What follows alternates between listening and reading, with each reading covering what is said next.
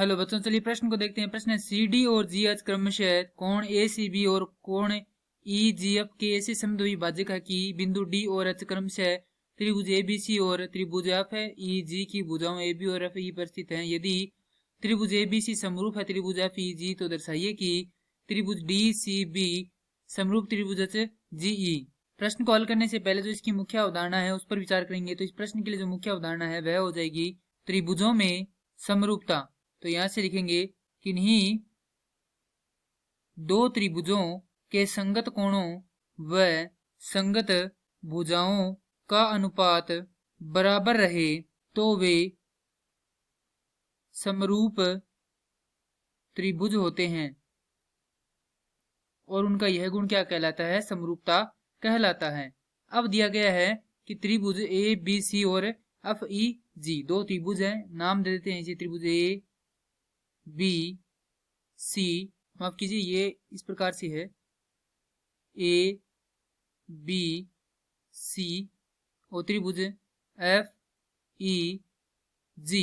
क्योंकि यहां पर देखिए दिया गया है सी डी और जी एच, तो सी डी और जी एच दो भुजाएं हैं। वो क्या कर रही है? कोण ए सी बी यानी कि ये वाला कोण उसको क्या कर रही है? दो भागों में विभाजित कर रही है। और कोण ई जी एफ यानी कि इस कोण को भी क्या कर रही है? जो भुजा है दो भागों में समान विभाजित कर रही है, क्योंकि क्या ये समद्विभाजक है। और बिंदु डी और एच क्रम से त्रिभुज ए बी सी और एफ ई जी की भुजाओं ए बी। तो बिंदु डी किस पर है? ए बी पर है, तो यहाँ पर लिखेंगे डी। और जो एफ ई है उस पर कौन सा बिंदु है? एच है, तो यहाँ पर लिखेंगे एच। तो अब इस त्रिभुज का क्या हो चुका है? यहाँ पर नामकरण हो चुका है। अब चलिए यहाँ पर जो दिया गया है वह लिखते हैं।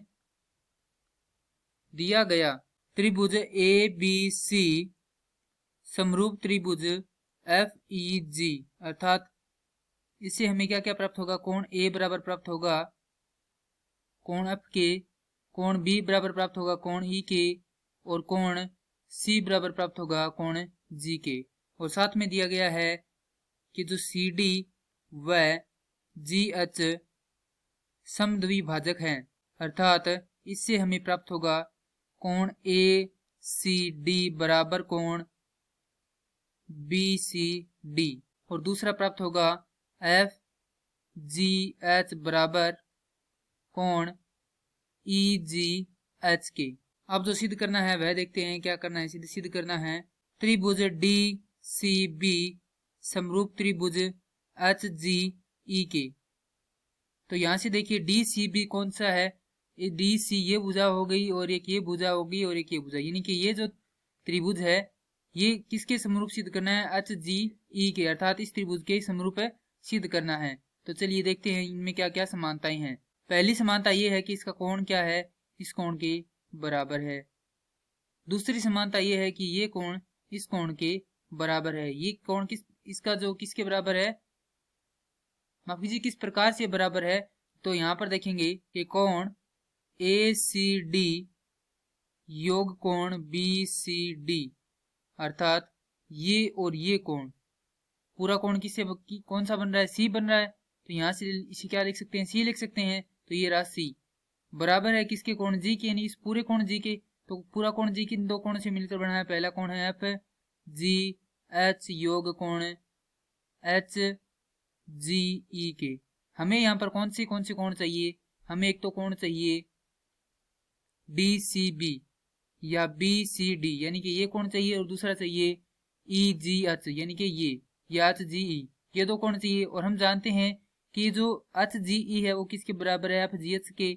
और जो बी सी डी है वो किसके बराबर है? ए सी डी के। तो इसे क्या से यहाँ पर किस प्रकार से लिख सकते हैं? यहाँ से लिख सकते हैं इसको कोण बी सी डी योग कोण बी सी डी बराबर कोण एच जी ई योग कोण एच जी ई।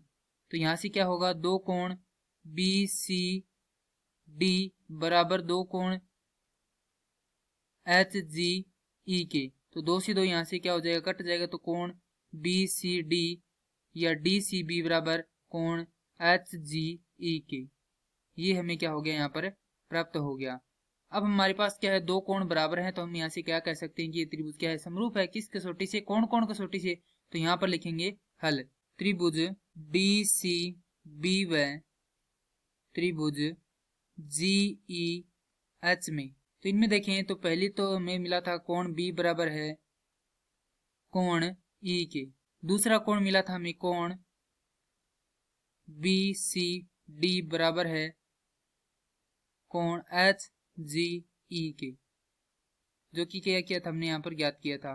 तो यहाँ से हम क्या लिख सकते हैं, कोण कोण कसौटी से त्रिभुज डी सी बी समरूप त्रिभुज।